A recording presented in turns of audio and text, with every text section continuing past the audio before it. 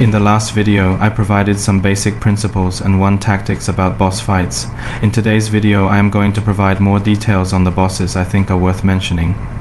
Some mini-bosses are stronger than the main boss. Terrorwood might be the most difficult boss if you do it wrong. If you keep the boss in the middle of the room, the plants the boss summons will fully cover the whole platform, leaving you with no choice but to run downstairs. There is very little chance of survival if the boss pops out mushrooms. You are more likely to get stuck and killed by the explosion.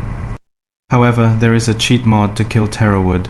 The shape of the boss's skill is a circle, and the radius is just enough to cover the whole platform, so if you pull the boss to a corner, there will be plenty of room to avoid damage when the boss uses its skill.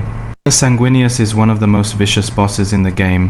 Her bleeding attack combines both burst and dot damage and has a large range. During the boss fight, you will need to keep your HP full, kill the adds as soon as the boss summons them, and constantly move no matter what class you are. If you take bleed damage, the best way to deal with it is to run off screen, heal yourself, and then go back.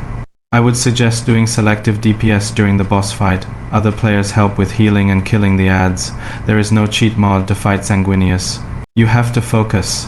Gargoyle Archon is a tricky boss. Most of its skills can be dodged by moving around or simply running off screen. The difficulty comes from the monsters that the boss summons. They are mostly ranged and hit hard. You will need a mage summoner to summon disposable tanks to absorb damage, and the monsters need to be killed as soon as possible.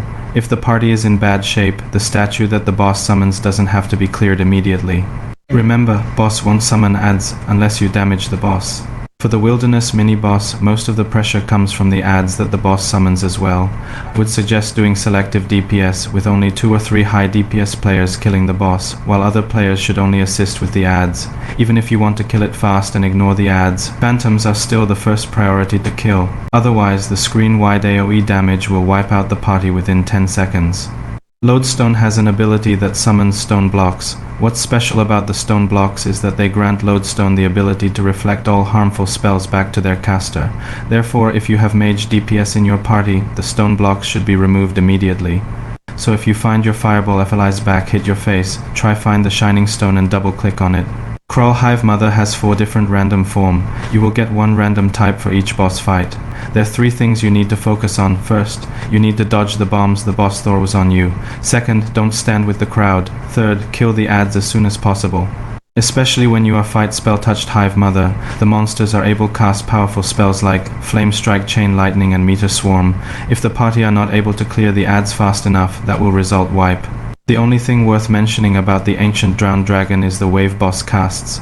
The wave inflicts multi-stage damage. If you are unlucky and hit by the wave twice at a time, you are most likely dead. Apart from this, the Pluma mini-boss is fairly weak. If you have enough tank, the fight can be won without needing to clear the adds. This is the end of video. The guide for main bosses will launch soon. See you later.